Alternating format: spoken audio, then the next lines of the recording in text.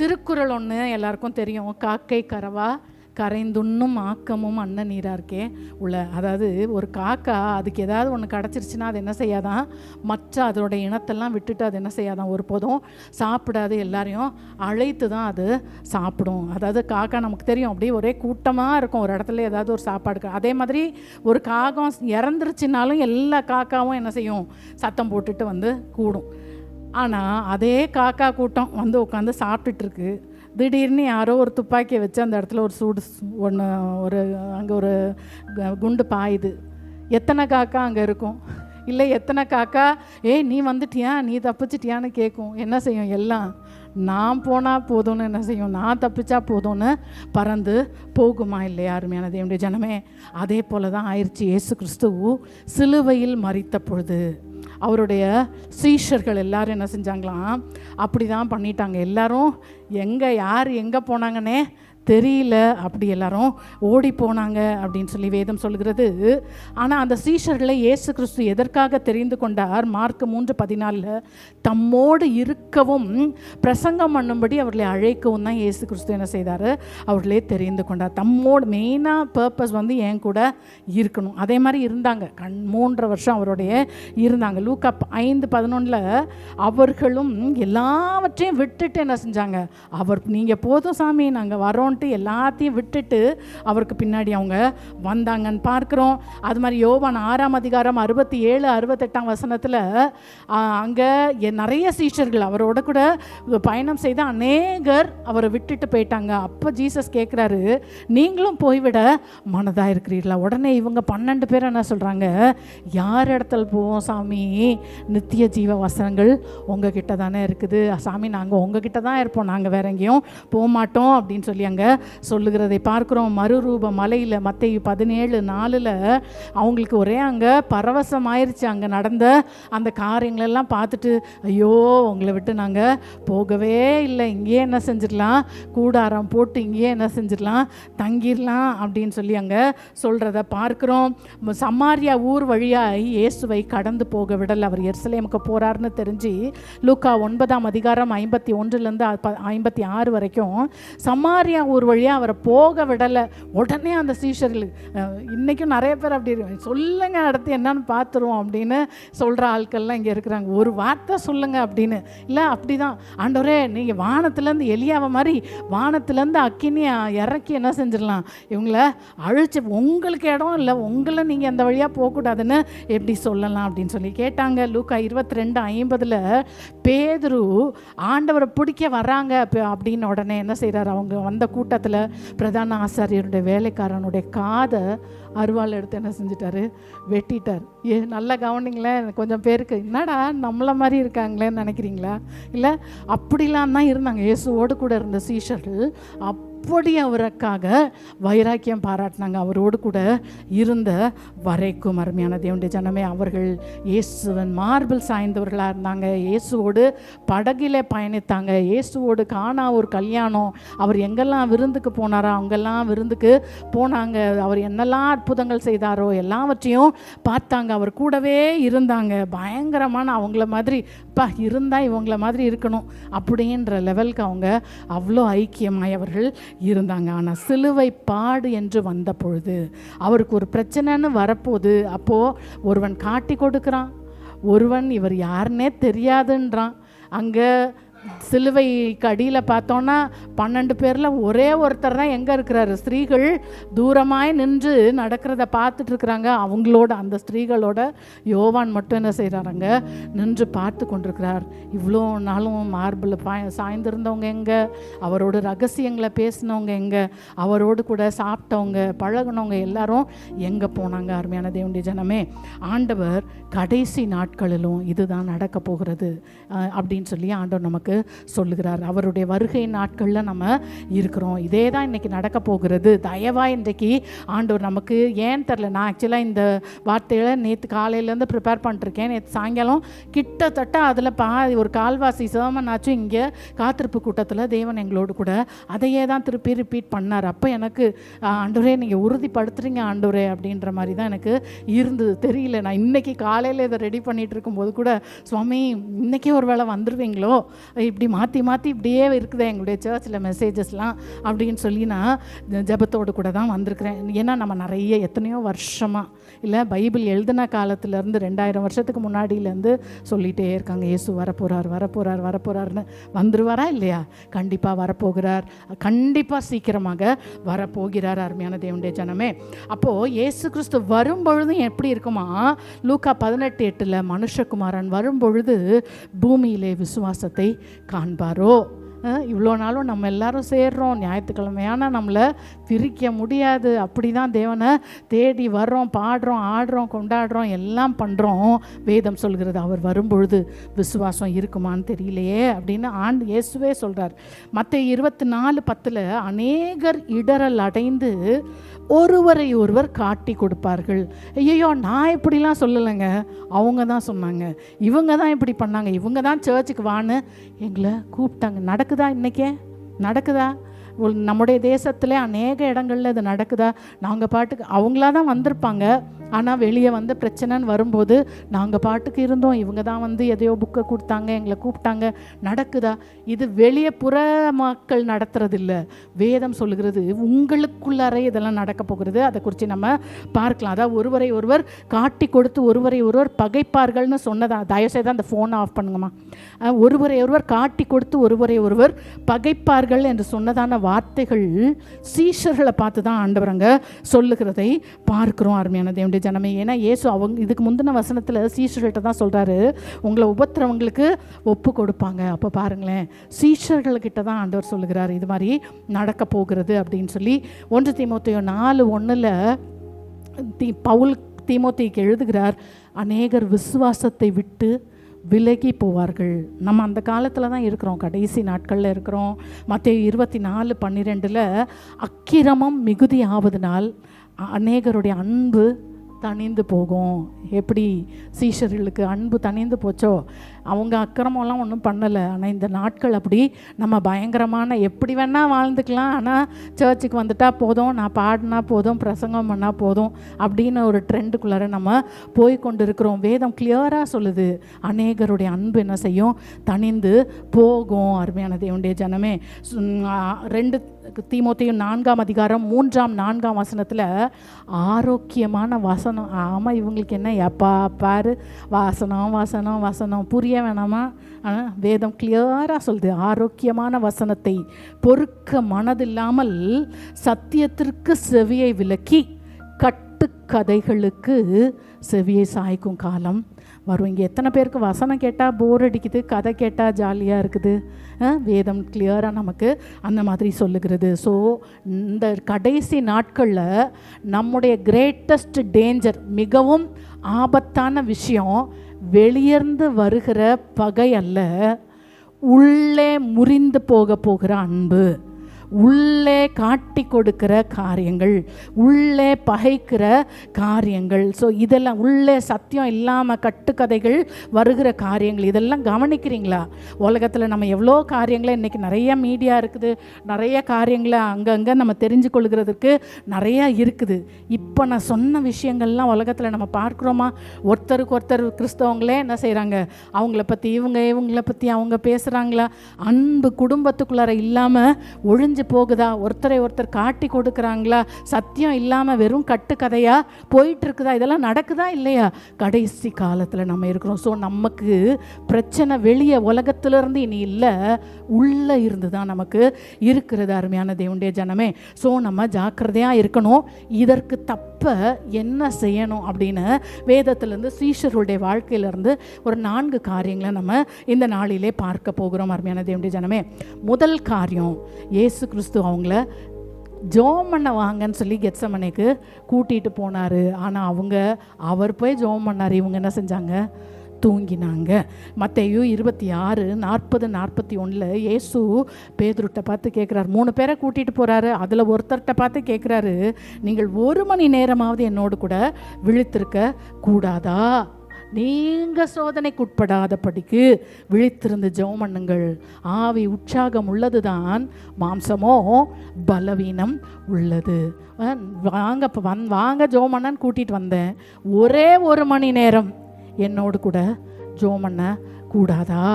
நான் எனக்காக நீங்கள் ஜெபம் பண்ணி என்னைய காப்பாற்றுங்கன்னு நான் சொல்ல, நான் சிலுவை பாடுகளுக்கு போகும்போது உங்களுக்கு வரப்போகிற சோதனைகளுக்கு நீங்கள் தப்பிக்கொள்ளும்படி தான்ப்பா நான் உங்களை ஜெபம் பண்ண சொல்கிறேன்னு சொல்லிட்டு ரொம்ப எவ்வளோ அழகான அங்கே ஒரு சத்தியத்தை சொல்கிறார். அவர் சொல்கிறாரு, உங்களுக்கு ஆசையெல்லாம் இருக்குது, ஆவி உற்சாகம் உள்ளது, நான் அப்படி இருக்கணும் இப்படி இருக்கணும் அப்படி இருந்துருவேன் இப்படி இருந்துருவேன்னு ஆவி உற்சாகம் தான், ஆனால் உன் மாம்சம் உன்னை விடாது அப்படின்னு சொல்லி இயேசு கிறிஸ்து அங்கே அவர்களுக்கு சொல்லி கொடுக்குறார். அருமையான தேவனுடைய ஜனமே, நமக்கு இதுக்கு எக்ஸாம்பிளுக்கு வேதத்தில் பார்க்குறோம்.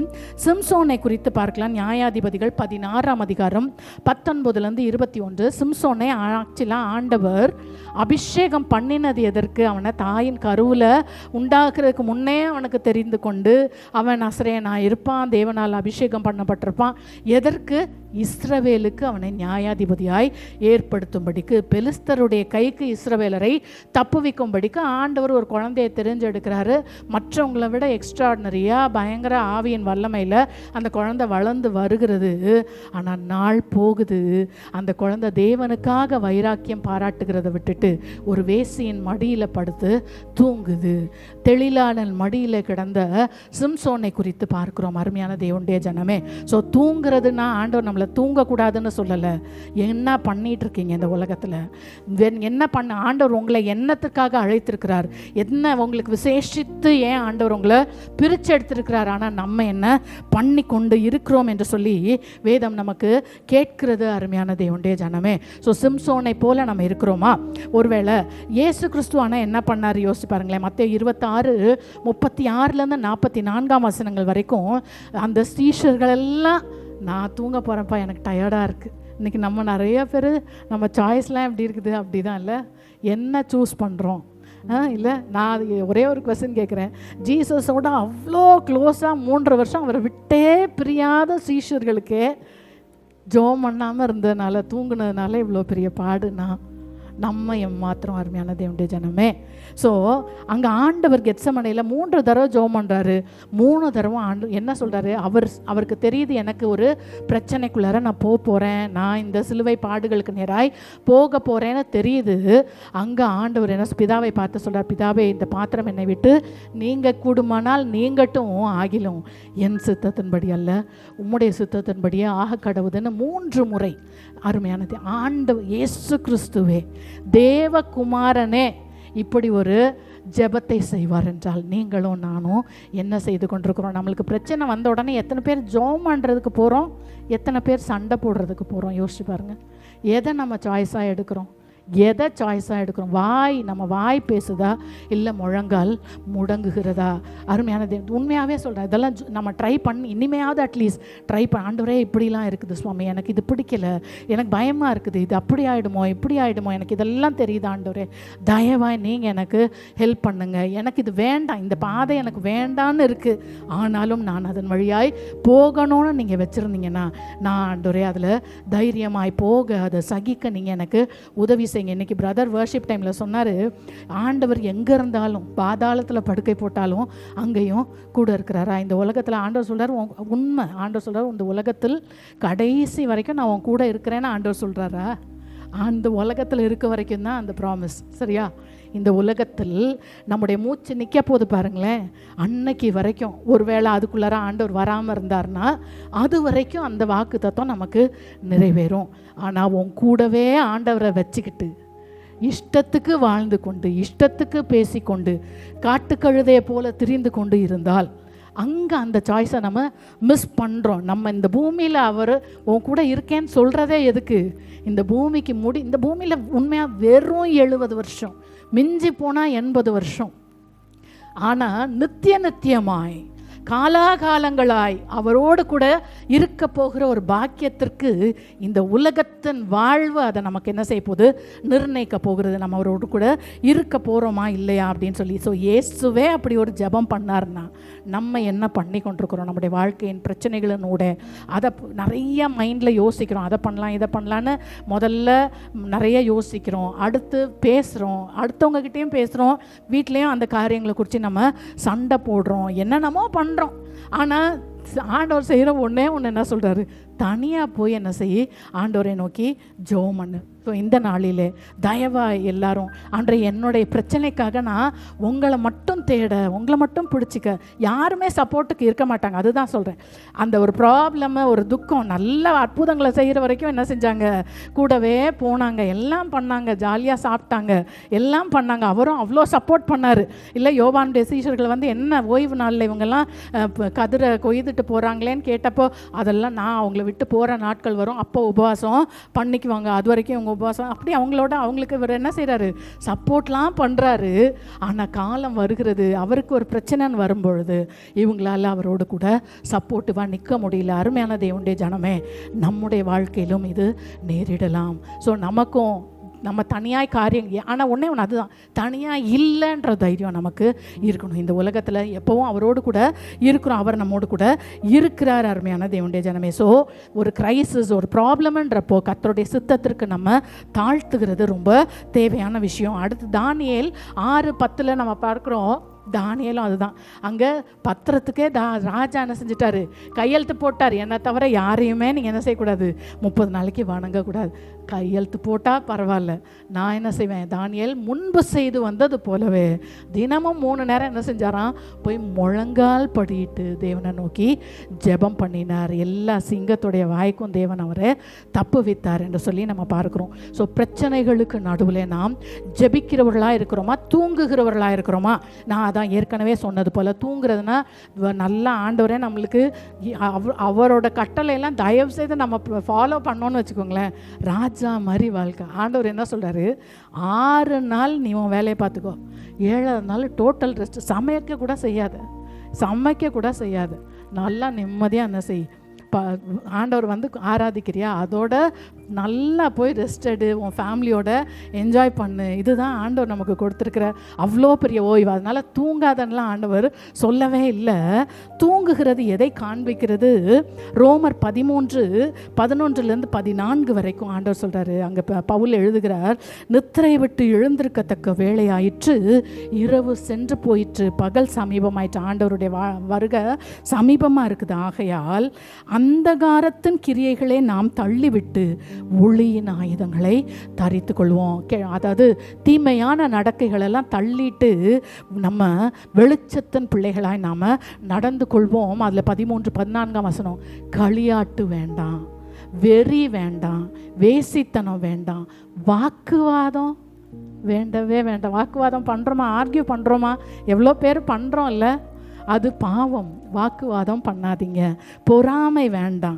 இதெல்லாத்தையும் உதறி தள்ளிட்டு பகலில் நடக்கிறவர்களை போல சீராய் நடக்கப்படுவோம். ஸோ நமக்கு தூக்கம் இல்லாமல் நம்ம விழித்திருந்த நடக்கணும் அப்படின்னா, இருளன் கிரியைகள் இல்லாமல் பகலின் கிரியைகளை செய்கிறவர்களாய் நம்ம இருக்கணும் அப்படின்னு சொல்லி வேதம் நமக்கு சொல்லி கொடுக்கிறத நம்ம பார்க்கிறோம். இரண்டாவதாக நம்ம அந்த சீஷர் முதல் காரியம் அவங்க என்ன, ஜோம் பண்ணுற நேரத்தில் ஜோம் பண்ணாமல் அவங்க தூங்குனாங்க. நம்ம தூங்குறதுக்கு வேற ஒரு அர்த்தத்தை பார்த்தோம், அதாவது இரவின் கிரியைகள், இருளின் கிரியைகளை செய்யாதீங்க அப்படின்றத நம்ம பார்த்தோம். இரண்டாவதாக சீஷர்கள் அந்த இடத்துல ஓடி போனதற்கு காரணம், நிற்க முடியாமல் போனதுக்கு காரணம், நடிச்சாங்க. என்ன செஞ்சாங்க, நடிச்சாங்க. மத்தேயு 26:21-25 அங்கே பஸ்கா பண்டிகை, பஸ்கா ஆசரிக்கிறாங்க இயேசுவோடு கூட மேல் வீட்டறையில் சீஷர்கள் எல்லாரும். அங்கே இயேசு கிறிஸ்து 21ஆம் வசனத்தில் சொல்கிறாரு, உங்களில் ஒருவன் என்னை காட்டி கொடுப்பான் என்று மெய்யாகவே மெய்யாகவே உங்களுக்கு சொல்கிறேன். உங்களில் ஒருத்தன் என்னை காட்டி கொடுக்க போகிறான் அப்படின்னு சொல்லி சொல்லுகிறார். உடனே சீஷர்கள்லாம் ஆண்டவரே நானான்னு சொல்லி கேட்குறாங்க. அதை காட்டி கொடுக்க போகிற யூதாசும் என்ன செய்தான், ரபி நானோ. இன்றைக்கி எத்தனை பேர் நம்முடைய வாழ்க்கையில் நீ இந்த தப்பை பண்ணிகிட்ருக்கிற அப்படின்னு நம்ம நேரடியாக சொன்னால் நம்ம அதை ஒத்துக்கிறதே இல்லை. அப்படியே எவ்வளோ நடிப்பு. ஐயோ, இன்னைக்கு சின்ன பிள்ளைங்களே அப்படி பண்ணுறாங்க. உண்மையாக அதெல்லாம் ஆச்சரியமாக இருக்கிறது. அருமையான தேவனுடைய ஜனமே, இது ரொம்ப ஜாக்கிரதையாக இருக்கணும் இந்த விஷயத்தை குறித்து. நம்ம அப்படி நடித்தோன்னா என்ன ஆகும்? யோவான் 13:26-27 அங்கே அப்பமும் திராட்சை ரசமும் கொடுக்குறாங்க. கொடுத்த உடனே அதை வாங்கின பின்பு சாத்தான் என்ன செய்தான், யூதாசுக்குள்ளே புகுந்தான். இயேசு அவரை பார்த்து சொல்கிறாரு, நீ செய்ய வேண்டியதை சீக்கிரமாக போய் செய்ப்பா. நீ போய் என்னை இவ்வளோ நேரம் சொன்னேன், காட்டி கொடுக்க போகிறீங்கன்னு சொன்னேன், என்னை காட்டி கொடுக்குறவன் பிறக்காமே இருந்திருந்தா நல்லா இருக்கும்னு சொன்னேன். அவருக்கு எல்லாம் தெரியும், யார் தான் அதை செய்ய போகிறான்லாம் அவருக்கு எல்லாமே தெரியும். ஆனால் அவர் சொல்லியும் இவங்க என்ன செஞ்சாங்க, அதை ஒத்துக்கொள்ளாமல் நடித்ததினாலே அவர்களால் நிற்க முடியாமல் போயிற்று என்று சொல்லி நம்ம பார்க்குறோம். அருமையான தேவனுடைய ஜனமே, அதே நேரத்தில் தாவீது தவறு செய்தார். 2 சாமுவேல் 12ஆம் அதிகாரத்தில் அவர் உரியாவின் மனைவியாகிய பத்சேபாலன் விஷயத்தில் தவறு செய்த பொழுது நாத்தான் தீர்க்கதரிசி அங்கே வருகிறார். வந்து ஒரு தீர்க்கதரிசி ஒரு ராஜா கிட்ட நேரடியாக வந்து எப்படி சொல்கிறது, ராஜா நீங்கள் தப்பு பண்ணீங்கன்னு நேரடியாக சொல்ல முடியல. அதனால் அங்கே அவங்க ஒரு சின்ன ட்ராமா பண்ணுறாங்க. பண்ணிவிட்டு அவர் ஒரு கதை சொல்கிறாங்க. 2 ஒரு ஐஸ்வர்யவானும் ஒரு ஏழையும் இருந்தாங்க. ஐஸ்வர்யவானுக்கு நிறைய எல்லாமே இருந்துச்சு, நிறைய ஆடு இருந்துச்சு. அந்த ஏழையோட வீட்டில் ஒரே ஒரு சின்ன ஆட்டுக்குட்டி இருந்துச்சான், ஒரே ஒரு சின்ன ஆட்டுக்குட்டி. ஐஸ்வர்யவானோட வீட்டுக்கு ஒரு கெஸ்ட்டு வந்துட்டாராம். ஐஸ்வர்யவானுக்கு கெஸ்ட்டுக்கு நல்லா விருந்து போடணும்னு ஆசை. ஆனால் தன் வீட்டில் இருந்த ஆட்டுக்குட்டியை ஆடுகளை அடிக்கிறதுக்கு அவருக்கு விருப்பம் இல்லாமல் தரித்திரனுடைய ஆட்டை எடுத்து அடிச்சிட்டாரு அப்படின்னு சொல்லி சொன்ன உடனே தாவீதுக்கு கோபம் வருது. அவர் நினச்சிட்டார் நாத்தான் தீர்க்கதரிசி நம்மகிட்ட வந்து நியாயம் கேட்க வந்திருக்கிறாருன்னு நினச்சிட்டு, யார் அப்படி செஞ்சான், அப்படி செய்தவனுக்கு அவன் நாளத்தனையாய் திருப்பி கொடுத்து தீர்க்கணும் அப்படின்னு சொல்லி தாவீது நாத்தான்கிட்ட சொன்ன உடனே நாத்தான் சொல்கிறார், நீயே அந்த மனுஷன், நீ தான் அதை பண்ணது, நீ தான் அதை பண்ணது. உடனே 13ஆம் வசனத்தில் பார்க்குறோம், தாவீது நாத்தான் சொல்கிறாரு, நான் கர்த்தருக்கு விரோதமாய் பாவம் செய்தேன். ஆமாம், நான் தவறு செய்தேன். நான் இல்லை, நான் அப்படி இல்லை, இப்படி இல்லை, மழுப்பலாக எதுவுமே பேசலை. இதை கேட்டுக்கொண்டிருக்கிறவர்களே, தயவாக இந்த நேரத்தில் இதெல்லாம் நம்முடைய இருதயத்தை அந்தரங்கத்தை அது நம்ம வாழ்க்கையில் நம்ம போய் கொண்டிருக்கிற காரியங்களிலே நம்ம எப்படி இருக்கிறோம், நீங்கள் இப்படி செஞ்சுருக்கக்கூடாது, நீ இதை பண்ணியிருக்கக்கூடாது, இப்படி பேசியிருக்கக்கூடாதுன்னு நமக்கு வார்த்தை வரும்பொழுது ஆமாம் நான் பண்ணியிருக்கக்கூடாதுன்னு தாவீதை மாதிரி ஒத்துக்கிறோமா, இல்லை யூதாச மாதிரி நடிக்கிறோமா? அருமையான தேவனுடைய ஜனமே, அதே தாவீது இதை சொன்ன உடனே அவர் 51ஆம் சங்கீதத்தை அந்த இடத்துல தான் அவர் என்ன செய்கிறாரு, பாடுகிறார். பாடிட்டு, ஆண்டவரே என் மேலே இரக்கமாக இருங்க, என்னுடைய பாவம், என்னுடைய மீறுதல், என்னுடைய அக்கிரமத்தை எல்லாம் எனக்கு மன்னிங்க ஆண்டவரே, என்னை சுத்திகரிங்க சுவாமி, நான் உண்மையாகவே நான் துர்குணத்தில் உருவானேன், தாயின் கருவிலேயே நான் பாவத்தில் உண்டானேன் ஆண்டவரே, நான் செஞ்ச பாவத்துக்கு பலிகளை நான் செலுத்தி பரிகாரம் தேடிடலானா, ஆனால் நீங்கள் உங்களுக்கு அந்த பலியெல்லாம் இஷ்டம் இல்லைப்பா, நான் என்னுடைய இருதயத்தை நொறுக்கி நான் என்னை ஒப்பு கொடுக்குறேன், நொறுங்குண்ட இருதயத்தை நீங்கள் நேசிக்கிறீங்க, அதை தள்ள மாட்டீங்க அப்படின்னு சொல்லி தாவீது அழகாக ஒரு சங்கீதத்தை எழுதி ஆண்டவர் இடத்துல நெருங்குகிறார். இன்றைக்கு எத்தனை பேர் ஒரு வேளை பாவத்தில் இருக்கிறோமா, தேவனுக்கு பிரியமில்லாத காரியங்களை இருளன் கிரியைகளை செய்து கொண்டிருக்கிறோமா? எனக்குலாம் உண்மையாக சொல்கிறேன், பயமாக இருக்குது நிறைய நேரங்களில். ஏன்னா நாங்கள் எல்லாத்தையுமே அப்சர்வும் பண்ணிகிட்டே தான் இருக்கிறோம். ஸோ ஆண்டவரே வார்த்தை போகுது ஆண்டவரே, அதுதான் சொல்கிறேன், வார்த்தைகள் நமக்கு ஆசீர்வாதத்தை கொண்டு வரும், அது கடைசி வரைக்கும் கிருபையை காத்து கொண்டு இருக்கும், கடைசியாக அது என்ன செய்யும், நியாய தீர்ப்பில் கொண்டு போய் நிறுத்திடும். எல்லாமே அதுதான், அந்த வார்த்தை தான் நமக்கு செய்யும். நமக்கு சொல்லப்படுகிற வார்த்தைகள் நமக்கு ஆசீர்வாதமாய் திரும்ப போகிறதா இல்லை வேறு மாதிரி திரும்ப போகிறதா அப்படின்றது அந்த வார்த்தைக்கு நம்மளோட என்ன ரெஸ்பாண்ட் பண்ணுறோம், அதுக்கு எப்படி நம்ம கீழ்ப்படுகிறோம், எப்படி நம்ம ஒப்பு கொடுக்குறோம், இதுதான் நம்முடைய வாழ்க்கையை அது சரியாக்க போகிறது. ஓடி ஒளியலாம், எல்லாம் பண்ணலாம், ஆனால் கர்த்தர் எல்லாவற்றையும் என்ன செய்கிறார், பார்த்து கொண்டிருக்கிறார். அவருக்கு மறைவாக நம்ம எங்கேயுமே போக முடியாது. ஸோ தாவீது சொல்கிறார், ஆண்டவரே நான் உடைந்த உள்ளத்தோடு வருகிறேன், நீங்கள் என்னைய உங்களால் அதை என்ன செய்ய முடியாது, தள்ள முடியாது. ஆண்டவரால் எதை தள்ள முடியாது. அதனால தான் சொல்கிறேன், பாடல்கள் எல்லாமே நம்ம சூஸ் பண்ணோம். ஆண்டவர் ஆசீர்வதிப்பார், நீங்கள் அதை பண்ணுவீங்க, இதை பண்ணுவீங்க, எனக்கு சோறு போடுவீங்க, அதை கொடுப்பீங்க, எல்லாம் பண்ணுவார். ஆனால் ஆண்டவரத்தில் நெருங்கி சேருகிறது எப்படி தான் சேரணும், பலிகள் மூலமாக தான். நம்மளை நொறுக்கி அவரை துதிச்சு அவரை உயர்த்தி அப்படி தான் நம்ம தேவனிடத்தில் நம்ம சேர வேண்டியதாக இருக்கிறது. ஸோ இரண்டாவது அவங்க என்ன செய்தாங்க, அவங்க உணர்த்தப்பட்ட பொழுது அதை ஒத்துக்கொள்ளாமல் நடித்ததுனால அங்கே கெட்டு போனதை நம்ம பார்க்கிறோம். மூன்றாவது அந்த சீஷர்களுக்கு என்ன நடந்துச்சு, பேதுரு என்ன செய்கிறாரு, அங்கே ஆர்கியூ பண்ணுறாரு, அவர் திருப்பி எதிர்த்து பேசுகிறாரு, அங்கே வாக்குவாதம் பண்ணுறார், தன்னை தாழ்த்தாமல் அங்கே வாக்குவாதம் பண்ணுகிறதை பார்க்குறோம். மத்தேயு 26:31-35 வரைக்கும் இயேசு சொல்கிறாரு, இந்த ராத்திரியில் நீங்கள் எல்லாரும் என் நிமித்தமாக இடரல் அடைவீங்க, இன்னைக்கு ராத்திரி எல்லாரும் என்னை விட்டு போயிடுவீங்க அப்படின்னு, மந்தையை வெட்டுவேன், மெய்ப்பனை வெட்டுவேன், மந்தைகள் சிதறடிக்கப்படும் சொல்லி அங்கே சொல்கிறாரு. நீங்கள் எல்லாரும் என் நிமித்தமாக இடரல் அடைவீங்க அப்படின்னு சாமியே சொல்கிறாரு. அதெல்லாம் யோசிச்சு பாருங்களேன். ஆண்டவரே வந்து சொல்லியும் கூட இருந்த பேதுருக்கு அவ்வளோ கான்ஃபிடென்ஸ். அவர் என்ன சொல்கிறார் 33ஆம் வசனத்தில், உமது நிமித்தம் எல்லாரும் இடரல் அடைஞ்சாலும் நான் ஒரு காலம் இடரல் அடைய மாட்டேன் அப்படின்னு சொல்லி சொல்கிறாரு. ஏசு சொல்கிறாரு, இன்னைக்கு ராத்திரி சேவல் கூவுறதுக்கு முன்னாடி நீ 3 தடவை என்ன செய்வ, என்னை மறுதளிப்பேன்னு ஆண்டவர் பேதுருக்கு சொல்கிறாரு. அதுக்கு பிறகும் அந்த பேதுரு என்ன சொல்கிறாரு, ஆண்டவரே உம்மோடு கூடயே மறிக்க வேண்டியது இருந்தாலும் நானும் என்ன செய்ய மாட்டேன், மறுதளிக்க மாட்டேன். எவ்வளோ அவருக்கு தன்னுடைய எனக்கு தெரியும். நம்ம இன்னைக்கு எல்லாரும் நினைக்கிறோம் அப்படிதான் இல்லை, எனக்கு தெரியும் நான் அவங்க மேலே எவ்வளோ அன்பு வச்சுருக்கிறேன். எல்லாம் அந்த காக்கா கதை தான். எல்லாம் அப்படியே நம்ம எல்லாரும் ஒன்றா தான் இருக்கிறோம். ஆனால் ஒரு பிரச்சனைன்னு வரும்போது ஆண்டவரே சொல்கிறார் அந்த இடத்துல வந்து சொன்னாலும் அவருக்கு தன் மேலே நான் உண்மை எவ்வளோ நேசிக்கிறேன்னு நமக்கு தெரியாதா, நான் உங்களை விட்டுட்டு ஓடவே மாட்டேன் அப்படின்னு சொல்லி சொல்கிறாரு. உடனே சீஷர்கள் எல்லாரும் பேதுருவோட சேர்ந்துட்டு எல்லாரும் அதே மாதிரி தான் சொல்கிறாங்க. எல்லாரும் சீஷர்கள் எல்லாரும் அப்படியே சொன்னார்கள். என்ன சொல்லியிருப்பாங்க, நாங்கள் உம்மோடு மறிக்க வேண்டியதாக இருந்தாலும் உங்களை விட்டுட்டு நாங்கள் போக மாட்டோம், மறுதளிக்க மாட்டோம். ஜீசஸ் அமைதியாக இருந்துட்டார். அதுதான் நான் எப்போவுமே சொல்லுவேன், அமைதியாக இருந்தால் அந்த இடத்துல ஜீசஸ் அமைதியாக ஆயிட்டாரு, சாமி அமைதியாக ஆயிட்டாருன்னா நம்ம கொஞ்சம் என்னப்பா ஒன்றும் பேச மாட்டேங்கிறாங்களே என்ன விஷயம் அப்படின்னு சொல்லி நம்ம அந்த இடத்துல யோசிக்கணும். இந்த மாதிரி ஒரு கான்ஃபிடென்ஸ், செல்ஃப் கான்ஃபிடென்ஸ் இன்னும் ஒருத்தருக்கு பைபிளில் இருந்துச்சு. லூக்கா 18ஆம் அதிகாரம் 9லேருந்து 14ஆம் வசனம். 2 மனுஷர் தேவாலயத்துக்கு போகிறாங்க, ஒரு பரிசேயனும் ஒரு ஆயக்காரனும்.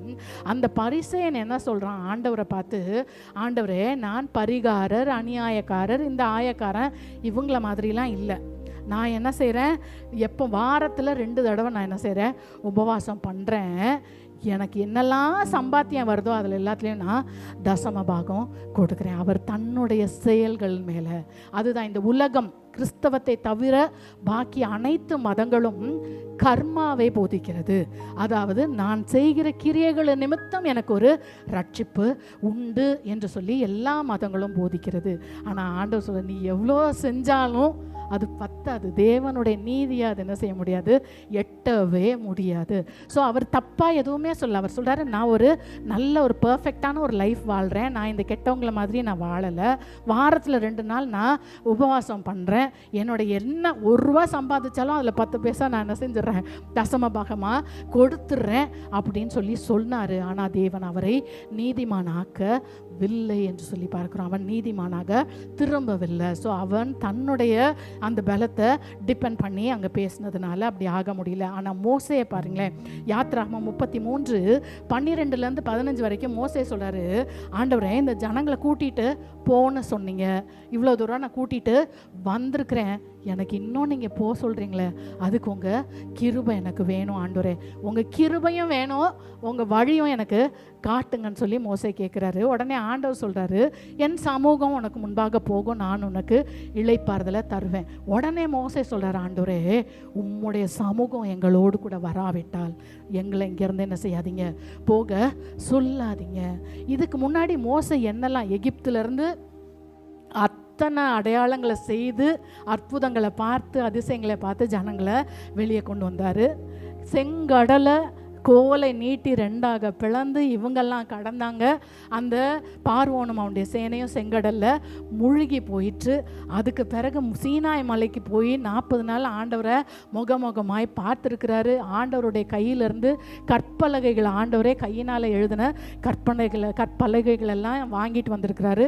அவங்கள மேகஸ்தம்பமும் அக்கினி ஸ்தம்பமும் என்ன செய்து வழி நடத்துது.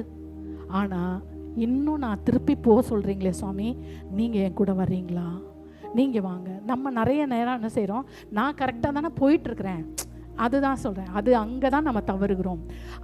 மோசே இவ்வளோ நேரம் நீங்கள் வந்தீங்க ஆண்டவரே, இவ்வளோ நேரம் நீங்கள் நடத்தி தான் நாங்கள் இவ்வளோ வந்திருக்கிறோம், ஆனால் இனி உள்ள பிரயாணத்திற்கும் நீங்கள் தயவாக என்னோடு கூட வரீங்களா, நீங்கள் என்னோடு கூட வரலன்னா எங்களை என்ன செய்யாதீங்க. எவ்வளோ டிபெண்ட் பண்ணுறாரு. நமக்கு என்ன வந்துடும், நமக்கு கொஞ்சம் தூக்கி விட்டால் போதும் இல்லை, ஒரு நொண்டி பிள்ளைய தூக்கி விட்டவங்கள மறந்துடும், நம்ம இப்படி இருந்தோன்னு மறந்துடும், நமக்கு ஹெல்ப் தேவைன்றது மறந்துடும் போல் நம்ம என்ன செய்துடுறோம், நம்மை தேவன் தூக்கி விட்டதெல்லாம் என்ன செய்துடுறோம், மறந்துட்டு இனி நானாக நடந்துடுவேன், தேவையில்லை. எத்தனை பேர் மனுஷரையும் உதறோம்ல, நீ இல்லாமல் நான் இதை செஞ்சுருவேன், நான் அதை செஞ்சுருவேன், நான் பண்ணிடுவேன், பார்த்துருவேன். இல்லை, ஆண்டவர் டோட்டல் டிபெண்டன்ஸ் அவர் மேலமா அவர் எதிர்பார்க்கிறதை நம்ம பார்க்கிறோம். அருமையான தேவனுடைய ஜனமே, 1 கொரிந்தியர் 10:12 தன்னை நிற்கிறவன் என்று எண்ணுகிறவன் விழாதபடிக்கு எச்சரிக்கையாக இருக்க கடவன். இன்னைக்கு நான் இங்கே நின்று பேசிகிட்டு இருக்கிறேன். அருமையான தேவனுடைய ஜனமே, ஜாக்கிரதையாக இருக்கணும். ரொம்ப அதுலேயும் சொல்கிறேன், சாத்தானுடைய கண்கள் இந்த மாதிரி பேசுகிறவங்க கிட்ட போல்டாவா என்ன பெருசாக பேசிகிட்டு இருக்க அப்படி தான் என்ன செய்வான், மந்தி எதிர்த்து நிற்பான். அருமையான தேவன். ஸோ இன்றைக்கி யாரெல்லாம் அப்படி நான் எப்படியாவது நின்றுவேன், நான் நல்லா பைபிள் படிக்கிறேன், நான் நல்லா ஜெபம் பண்ணுறேன் அப்படின்லாம் நம்ம என்ன செய்ய வேண்டாம், தயவு செய்து யோசிக்கவே. ஒரு சின்ன ஒரு பிரச்சனையில் அவன் மனுஷரை என்ன செய்திருவான், விழ பண்ணிடுவான். அதுதான் சொல்கிறேன், அந்த நம்ம ப்ராக்ரஸ் தான் ரொம்ப கஷ்டம்.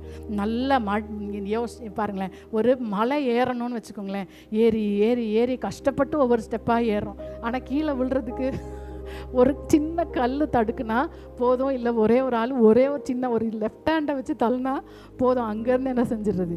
ஸோ இதே தான் நம்முடைய நிலைமை. ஸோ இன்றைக்கு நிற்கிறேன் என்று சொல்லுகிறவன் விழாதபடிக்கு எச்சரிக்கையாக இருக்க கடவன். 4வதாக அவங்க ஆண்டவர் அப்படி சொன்ன பிறகும் அவருடைய உதவியையும் வழிகாட்டுதலையும் அவங்க நாடலை. மத்தேயு 26:31 மேய்ப்பனை வெட்டுவேன், மந்தைகள் சிதறடிக்கப்படும், இந்த ராத்திரியிலே நீங்கள் எல்லாரும் என் நிமித்தமாய் இடரல் அடைவீங்கன்னு ஆண்டவர் சொன்னார். 12 சீஷர்கள் இருந்தாங்க. ஒருவர் கூட சுவாமி இப்படிலாம் சொல்கிறீங்களே, நாங்கள் என்னப்பா பண்ணோம், நாங்கள் அப்படி ஓடிடாமல் நாங்கள் நிலச்சி நிற்கிறதுக்கு என்ன பண்ணணும்னு ஒருத்தருமே என்ன செய்யலை, கேட்கலை. So independent action is very dangerous. நம்முடைய சுய கிரியை ரொம்பவும் அது ஆபத்தான ஒரு விஷயம். 2 நாளாகவும் 14:9-11 பாஸ்டர் இப்போ ஃபியூ வீக்ஸ்க்கு முன்னாடி ஆசா பற்றி எடுத்தாங்க. அங்கே ஒரு பெரிய சேனை அவருக்கு முன்னாடி யுத்தத்துக்கு வருது. அப்போ ஆசா பெரிய யுத்தம். அப்போ ஆசா போய் கேட்குறார், ஆண்டவரே பலமுள்ளவனுக்காகிலும் பலம் இல்லாதவனுக்காகிலும் உதவி செய்கிறது உமக்கு லேசான காரியம், தயவாய் எங்களுக்கு நீங்கள் என்ன செய்யுங்க, துணை நெல்லுங்க அப்படின்னு சொல்லுகிறார். அப்படி ஆண்டவரை டிபெண்ட் பண்ண ஒரு ஆசா. அதே 15ஆம் அதிகாரம் முதல் வசனம் 2வது வசனத்தில் அசரியான ஒரு தீர்க்கதரிசி சொல்லுகிறார், ஆசா ராஜா, நீ ஆண்டவரோட நடந்துட்டு இருக்கிற எல்லாம் நல்லதுதான், நீ அவரோடு இருந்தால் அவர் உன்னோடு இருப்பார், நீ அவரை தேடினா நீ அவரை கண்டுபிடிக்குவ, ஆனால் அவரை விட்டு விலகினால் 2 நாளாகவும் 15:1-2 அவரை விட்டு விலகினால் அவர் என்ன செய்வார், உன்னை விட்டு விடுவார் என்று சொல்லி அங்கே சொல்லுகிறதை பார்க்கிறோம். ஒரு வார்த்தை வருது அப்படின்னா தயவு செய்து அந்த வார்த்தையை தியானிக்கணும். அருமையான தேவனுடைய ஜனமே, அடுத்து பார்த்தீங்கன்னா 16ஆம் அதிகாரத்தில் ப்ராப்ளம்ஸ் திருப்பி ஸ்டார்ட் ஆகுது. இஸ்ரவேலின் ராஜாவாகிய பாஷா அங்கே போருக்கு வராரு. இங்கே கிளியராக சொல்லியிருக்கு, நீ ஆண்டவரை தேடு, அவரை நம்பு, வார்த்தை வந்திருக்கு. ஆனால் இவர் என்ன செய்கிறார், அதெல்லாம் விட்டுட்டு சீரியா ராஜாவை தேடி, அதுலேயும் சீரியா ராஜாவுடைய சப்போர்ட் வேணுங்கிறதுக்காக என்ன செய்கிறார், ஆலயத்தின் பொன்னையும் வெள்ளியும் அவருக்கு கொடுத்து அனுப்புகிறார். இன்னைக்கு ஒருவேளை எத்தனை பேர் ஆலயத்துக்கு வருகிற நேரத்தை வேறு எதுக்காவது நம்ம ஒரு வேலை செய்கிறோமா, வேறு எதுக்காவது நம்ம போயிட்டுருக்குறோமா, தேவனுக்கு என்ற ஆலயத்துக்கு கொடுக்குற நேரமாக இருக்கட்டும், நம்ம வீட்டில் நம்முடைய ஜெப நேரமாக இருக்கட்டும், எல்லாமே. ஏன்னா என்னென்னா மனுஷனுக்கு நம்ம நேரடியாக அன்னைக்கு என்ன செய்யணும், பதில் சொல்லணும். ஆண்டவருக்கு நம்ம எதுவுமே சொல்ல தேவையில்லை அப்படின்னு நம்ம நினைக்கிறோம். இது எல்லாமே அதுதான் சொல்கிறேன், நீங்கள் அவருக்காக இன்றைக்கி எவ்வளோ கஷ்டப்பட்டு இங்கே வந்திருக்கிறீங்க அப்படின்றத அவர் எழுதி வச்சிருக்கிறார். அவர் கவுண்ட், அதுதான் சொல்கிறேன், இங்கே ஒரு டம்ளர் தண்ணிக்கு அவர் நன்றி உள்ள தேவனாய் இருக்கிறார். அருமையான தேவனுடைய ஜனமே, அதே மாதிரி அவருக்கு கொடுக்க வேண்டிய அந்த முதல் இடத்தை கொடுக்காததும் அவர் கணக்கில் இருக்கும். இங்கே ஆசா ராஜா அவரை தேடாம, அவர் வேற எதுவும் தப்பு செய்யல, அவரை தேடாம சீரியா ராஜாவை தேடி போனது. அங்கே ஒரு ஞான திருஷ்டிக்காரன் ஆனானி சொல்றாரு, நீ கர்த்தரை சார்ந்து கொள்ளாமல் அங்கே சீரியா ராஜாவை நீ சார்ந்து கொண்டதுனால அவரை நீ என்ன செய், அவரை நீ இந்த நேரத்தில் நீ மடங்கடிக்க மாட்டா, அவர் உன் கைக்கு தப்பி போய் விடுவார் என்று சொல்லி அங்கே சொல்லுகிறதை பார்க்கிறோம். ஸோ நம்ம அதுதான் சொல்கிறேன், நம்ம ஆண்டவரை சார்ந்து தான் வருகிறோம், ஆனால் ஒவ்வொரு விஷயத்துலையும் அவரை சாரணும். அதுக்கு ரொம்ப பெஸ்ட்டான எக்ஸாம்பிள் தாவீது ராஜா. 1 நாளாகமம் 23:1-5 சவுலால் துரத்தப்பட்டு இந்த தாவீது ஊர் ஊராக சுற்றுறாரு. கேகிலான்ற ஊரில் போய் இருக்கிறாரு. அந்த ஊருக்கு எதிராக ஒரு யுத்தம் வருது. பெலிஸ்தர் வந்து யுத்தத்துக்கு வராங்க. இவர் ஆண்டவர்கிட்ட போய் கேட்குறாரு, சாமி யுத்தத்துக்கு இந்த பெலிஸ்தர் வராங்களே, நான் போவா, உங்களை ஹெல்ப் பண்ணவா? உடனே ஆண்டவர் சொல்கிறார், நீ போன்னு சொல்கிறார். இவர் போகலான்னு தன்னில் இருக்கிற ஆளுங்களெல்லாம் இவர் ரெடி பண்ணுறாரு. ஆனால் அந்த ஆளுங்க சொல்கிறாங்க, ஐயோ எங்களுக்கு பயமாக இருக்குப்பா, பயமாக இருக்குது, நாங்கள் அங்கே இருக்கும்போதே நாங்கள் பயந்தோம், நீ இங்கே வந்து எதிரி ஊரில் வந்து உட்காந்துட்டு நீ யுத்தத்துக்கு வர சொல்கிறியே, பயமாக இருக்குன்னு சொல்கிறாங்க. ஆனால் திருப்பி உடனே என்ன செய்கிறாரு, திருப்பியும் போய் ஆண்டவர் ஒரு தடவை சொல்லிட்டாரு, அதனால நான் போகிறேன்னு போல திரும்பவும் போய் தேவனிடத்துல விசாரிக்கிறார். ஆண்டவர் சொல்ல, இல்லை நீ போ, நான் உன் கையில் ஒப்பு கொடுப்பேன். இது மாதிரி போகிறாங்க. கேகிலா ஊருக்கு வந்த பிரச்சனையை, அவங்களுக்கு வந்த எதிரியை இவங்க முறியடித்து கேகிலா ஊருக்காரங்களே இவங்க காப்பாற்றுகிறார்கள். ஆனால் சவுல் இவர் கேகிலாவில் இருக்கிறாருன்னு அறிந்து அவர் இவங்களை பிடிக்கிறதற்கும், இவர் இந்த ஊரில் இருக்கிறதுனால இந்த ஊரை அழிக்கிறதற்கும் சவுல் அங்கேருந்து வருகிறார் என்று தாவீது கேள்விப்படுகிறார். அப்படியே அந்த வார்த்தையை ஆண்டவர்கிட்ட சொல்கிறார், ஆண்டவரே சவுல் என்னை தேடி வரானோ, என் நிமித்தம் இந்த கேகிலாவை அழிக்க போகிறானோ நான் கேள்விப்படுகிறேன். இந்த கேகிலா ஊருக்காரங்களுக்கு நான் ஹெல்ப் பண்ணியிருக்கேன், இவங்க என்னையே அவங்க பிடிச்சி கொடுத்துருவாங்களா இல்லை காப்பாற்றிடுவீங்களா அப்படின்னு சொல்லி நம்மளாக இருந்தால் என்ன சொல்லுவோம், எல்லாம் முடிஞ்ச நான் இவ்வளோ பண்ணேன், ஆனால் இவங்க என்ன செஞ்சுட்டாங்க, எனக்கு இப்படி பண்ணிட்டாங்க. தாவீது பாருங்களேன், ஒவ்வொரு சிங்கிள் ஸ்டெப்பும் ஆண்டவர் இடத்துல ஆண்டவரை கிளியராக என்ன சொல்கிறாரு, எப்பா அவங்க உன்னைய பிடிச்சி கொடுத்துருவாங்க, உன்னை காப்பாற்ற மாட்டாங்கன்னு தான் ஆண்டவர் சொல்லுகிறார். உடனே அவரும் அவரோடு கூட இருந்த 600 பேரும் அந்த ஊரை விட்டு வெளியே போய் தங்களை தப்புவித்து கொள்கிறதை நம்ம பார்க்குறோம். நம்ம என்ன செய்து கொண்டிருக்கிறோம், மோசையை போல ஒரு டெஸ்டினேஷனுக்கும் ஒரு ஸ்டெப்புக்கும் தேவனை நம்ம தேடுகிறோமா? தாவீதை போல ஒவ்வொரு டெசிஷனுக்கும் நம்ம தேவனை தேடுகிறோமா? அருமையான தேவனுடைய ஜனமே, தாவீதுக்கு இது தேவையா? யோசிச்சு பாருங்க. அவர் ராஜாவை அபிஷேகம் பண்ணப்பட்டார், அவர் நல்ல ஒரு ஆராதனை வீரர், கோலியாத்தை வீழ்த்தினார். அங்கே இவர் சுரமண்டல வாசா பிசாசெல்லாம் ஓடி போகுது. சவுலுக்கு நல்லா தெரியுது இவர் தாவீதோடு இருக்கிறாருன்னு. 100 பெலிஸ்தருடைய நுனித்தோலை கேட்டதுக்கு 200 கொண்டு வருகிறார். இதெல்லாம் இருந்துச்சு. ஆனாலும் தனக்கு ஒரு பிரச்சனை வரும்போது ஒரு பிரச்சனைக்கும் அவர் என்ன செய்கிறாரு, ஆண்டவரத்தில் விசாரித்து போனதுனால அவர் ஜெயிக்கிறவராக இருந்தார். யோவான் 15:5 ஜீசஸ் வந்து அவருடைய சீஷர்களுக்கு சொல்கிறார், என்னை அல்லாமல் உங்களால் ஒன்றும் செய்ய கூடாது. பைபிள் வந்து அது கூடாது அப்படின்னு இருக்குது. ஆக்சுவலாக அதோட மீனிங் முடியாது. You can do nothing without me. என்ன இல்லாமல் உங்களால் ஒன்றும் செய்ய முடியாது. ஜீசஸை பற்றியுமே அப்படி ஒரு வசனம் இருக்குது. யோவான் 5:19 ஜீசஸ் சொல்கிறாரு, மெய்யாகவே நான் உங்களுக்கு சொல்லுகிறேன், பிதா செய்ய குமாரன் காண்கிறதா எதுவோ அதையே அன்றி வேறொன்றையும் தாமாய் செய்ய கூடாது, தாமாய் செய்ய மாட்டார். அதாவது ஆக்சுவலாக இட் மீன்ஸ் அவர் முடியாது. He can do nothing by himself. யோசிச்சு பாருங்க, நமக்கு எவ்வளோ தைரியம். இன்றைக்கி யோசிச்சு பாருங்களேன், இதை செஞ்சிடலாம், அதை செஞ்சிடலாம் பிரதர், எதை பண்ணிடலாம் இல்லை. ஜீசஸ் சொல்கிறாரு, பிதா சொல்லாமல் அவர் செய்யாமல் என்னால் ஒன்றுமே செய்ய முடியாது. ஒரு மனுஷகுமாரன், தேவகுமாரன் அவர் சொல்கிறாரு. நமக்கு எவ்வளோ கான்ஃபிடன்ஸ் நம்ம மேலே இல்லை. கர்த்தருடைய வருகை சமீபமாக இருக்கிறது. அருமையான தேவனுடைய ஜனமே, ஆக்டிவான டிபெண்டன்ஸ் இல்லைன்னா ஒரு ஸ்டெப்லையும் நம்ம அவரை சாராவிட்டால், இப்போ நான் தான் ரொம்ப நம்ம ஒருத்தங்களை நேசிக்கிறோம், அவங்கக்கிட்ட சொல்லாமல் நம்ம எதுவுமே செய்ய மாட்டோம். அதை விட இங்கே ஆண்டவர்கிட்ட நம்ம கேட்காமல் அவருடைய துணையை நாடாமல் நம்ம ஒன்றுமே செய்யக்கூடாது. அதான் 3 வருஷம் கூடவே இருந்த சீஷர்களுக்கே இந்த நிலைமை என்றால் மற்றதெல்லாம் எப்படி? இந்த உலகத்தின் தேவைகளுக்காக தயவு செய்து இம்மைக்காக மாத்திரம் நாம் தேவனை பின்பற்றினோம் என்றால் மற்ற எல்லாரையும் பார்க்கலாம் நம்ம பரிதபிக்கப்பட்டவர்களாய் இருப்போம். அருமையான தேவனுடைய ஜனமே, நான் அதுதான் சொல்கிறேன். அதாவது ஆண்டவர் அதாவது வார்த்தை வந்துட்டே இருக்குது. ஆனால் ஒரு கூட்டம் ஒரு வேளை பறந்து போன பிறகு, ஐயோ அன்னைக்கே சொன்னாங்களே அப்படின்னு இன்னும் ஃபோன் பண்ணி பேசிட்டு இருக்க போகிறேன் அப்படின்னு சொல்கிறவங்களாம் கை தூக்குங்களேன். இல்லை, தயவு செய்து ஒருத்தரும் அப்படி இருக்க வேண்டாம். அருமையான தேவனுடைய ஜனமே, கொஞ்சம் பேர் தான். ஆனால் ஆண்டவர் விலையேற பெற்ற முத்துக்களை போன்ற அவருடைய வார்த்தைகளை கொடுத்து நம்மை எச்சரிக்கிறார். நம்ம எச்சரிப்படைவோம். ஆண்டவர் சொல்கிறாரு, நீங்கள் என்னுடைய சீஷர்களாக இருங்க, எனக்காக நீங்கள் இதெல்லாம் செய்யுங்க, 100 நான் தருவேன்றார். நம்ம ஆனால் என்ன செய்கிறோம், அந்த விடுறது, ஃபாலோ பண்ணுறது, சிலுவைத்துக்கு அதெல்லாம் விட்டுறோம். அந்த 100 தரேன்னு சொன்னார்ல, எனக்கு அதை தருவீங்களா, இதை தருவீங்களா, இல்லை இல்லை, ஆண்டவர் நீங்கள் பாட்டுக்கு இப்படி போயிட்டே இருங்க, அது பாட்டுக்கு அது இருக்கிறதோட வேல்யூவே உங்களுக்கு தெரியாத அளவுக்கு. சாலமோனுடைய காலத்தில் வெள்ளி ஒரு பொருளாகவே மதிக்கப்படலையாம். அது கல்லை மாதிரி மண்ணை மாதிரி இருந்துச்சு. அருமையான தேவனுடைய ஜனமே, அவ்வளவாய் தேவன் நம்மை இந்த பூமிக்கு வேண்டியதை தருவார். அது மேலே நம்மளுக்கு கண்ணே போகாத அளவுக்கு, தேவையில்லாத அளவுக்கு அவ்வளோ நம்மை நிறைவாய் தேவன் ஆசீர்வதிக்க தான் செய்வார். அருமையான தேவனுடைய ஜனமே, தேவையாக இருந்தால் நமக்கு என்ன வைக்கணும்னு இருக்குதோ அவரை யாராலும் என்ன செய்ய முடியாது, தடை செய்ய முடியாது. நம்முடைய ஓட்டம் அவரை நோக்கி இருக்கிறதா. எழும்பி நிற்போமா? நம்ம தூங்காமல் உலகத்தின் பாவ வாழ்க்கைக்குள்ளே உட்படாமல் நம்ம விழித்திருக்கிறோமா? ஜபிக்கிறவர்களாக இருக்கிறோமா? அடுத்து நம்மளை நோக்கி ஆண்டவர் ஒரு வார்த்தையை சொல்லி நம்ம எச்சரிக்கும் பொழுது நடிக்காமல் ஹானஸ்டாக உள்ளத்தில் உண்மையாய், ஆமாம் ஆண்டவரே நான் தான் தப்பு செஞ்சேன்னு சொல்லி தேவனிடத்தில் ஒத்துக்கொள்ளுகிறோமா? அடுத்தது ஆண்டவர் ஒரு விஷயம், உனக்கு இப்படி ஒரு பிரச்சனை வரப்போகுதுன்னு நமக்கு எச்சரிக்கை வரும்பொழுது எதிர்த்து பேசாமல், வாக்குவாதம் பண்ணாமல், ஆண்டவரே நான் என்ன செய்யணும்னு நம்மை தாழ்த்துகிறவர்களாக இருக்கிறோமா? நான்காவது, ஆண்டவர் வரப்போகிறேன்றாரு. நம்ம ஆண்டவரே நான் என்ன செய்யணும் சுவாமி, நான் நிலைத்து நிற்கும்படி என்ன செய்யணும், அதை நம்ம கேட்போம். குடும்பமாய் கேட்போம், தனியாய் கேட்போம்.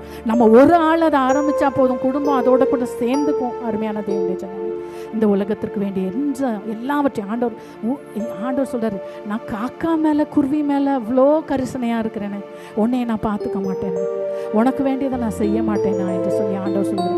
கழுதையை அடித்ததுக்கே நான் கணக்கு கேட்டேன்னு, உனக்கு வலிச்சா, உனக்கு ஒரு உடம்புல ஒரு பிரச்சனைனா நான் அதை பார்த்துக்க மாட்டேனா, நீ என்னை பின்தொடர்ந்து வா. முக்கியமானது எது, தேவையானது ஒன்றே. மரியாள் தன்னை விட்டு எடுபடாத பங்கை தெரிந்தெடுத்தது போல ஆண்டவரை பிடித்துக் கொள்வோமா?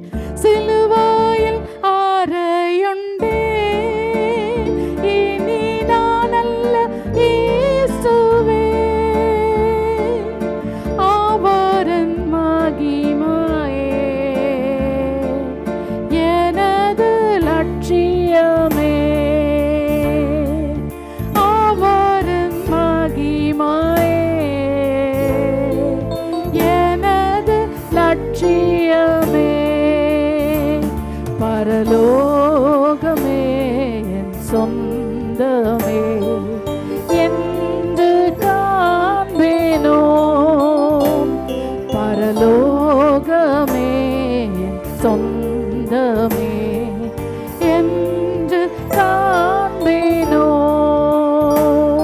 என் இன்ப இயேசுவை நான் என்று காண்பேனோ, பரலோகமே என் சொந்தமே என்று காண்பேனோ.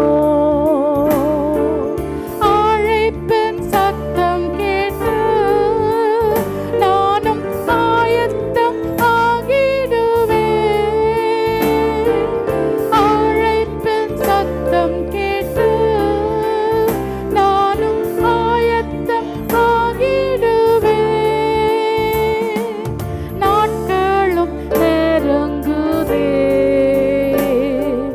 வாஞ்சையும் பெருகுதே,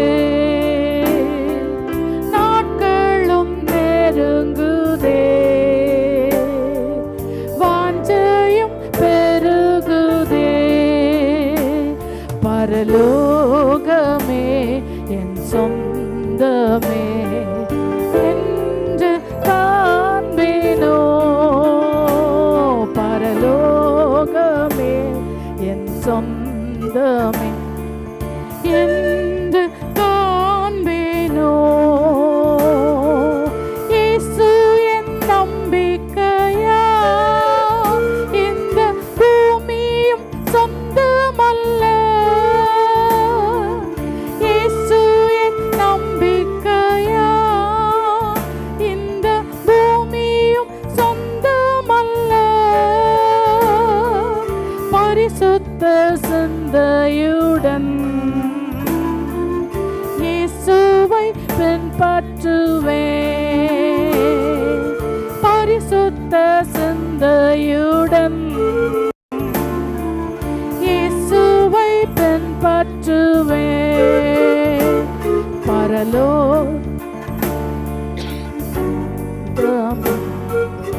என்று காண்பேனோ என் இன்ப இயேசுவை, இன்ப சுவை நான் என்று காண்பேனோ, பரலோகமே சொந்தமே என்று காண்பேனோ.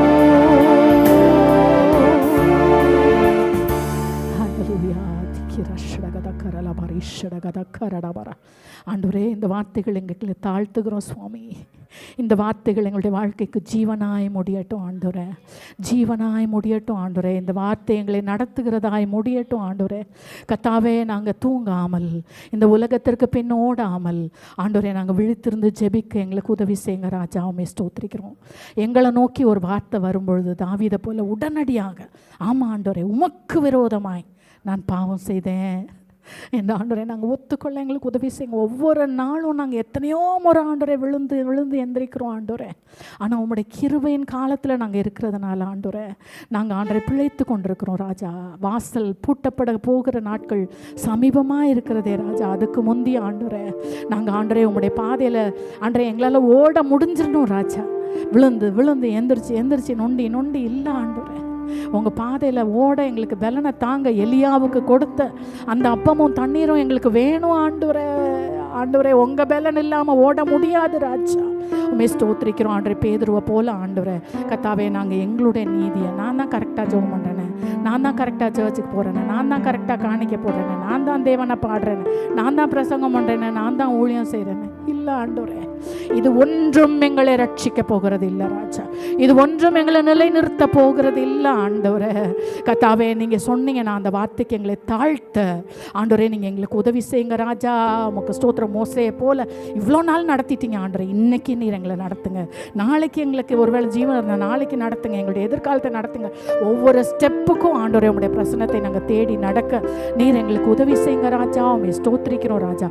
அதுபோல் ஆண்டவரே எங்களுக்கு வருகிற வார்த்தைகளுக்கு சுவாமி நாங்கள் என்ன செய்யணும்? தாவீதை போல ஆண்டவரே ஒவ்வொரு நாளும் ஒவ்வொரு விஷயத்துக்கும் ஆண்டவரே அப்பா நாங்கள் உம்மிடத்துல ஆலோசனையை கேட்டு ஆண்டவரே சீராய் நேராய் ஜெயமாய் நடந்து உம்முடைய சன்னதியில் ஆண்டவரே நாங்கள் சபையாய் வந்து காணப்படுவோம் இயேசுவின் நாமத்தினால.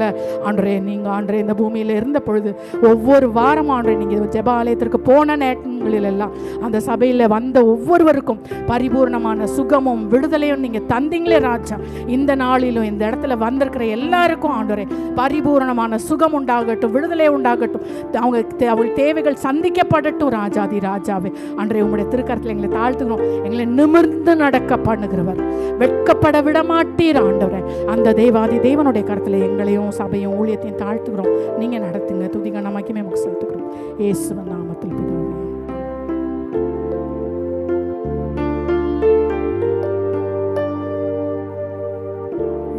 என் ஆத்மாவே கர்த்தரை ஸ்தோத்திரி, என் முழுவலுமே அவருடைய பரிசுத்த நாமத்தை ஸ்தோத்திரி. என் ஆத்மாவே கர்த்தரை ஸ்தோத்திரி, அவர் செய்த சகல உபகாரங்களையும் மறவாதே. ஆமீன். நம்முடைய கர்த்தராகிய இயேசு கிறிஸ்துவினுடைய கிருபையும் பிதாவாகிய தேவனுடைய அன்பும் பரிசுத்த ஆவியானுடைய ஐக்கியமும் நம் ஒவ்வொருவரோடும் எப்பொழுதும் தங்கியிருப்பதாக. ஆமீன். அல்லேலூயா, அல்லேலூயா, அல்லேலூயா. எல்லாருக்கும் ஸ்தோத்திரம். அப்படியே உட்காருங்க.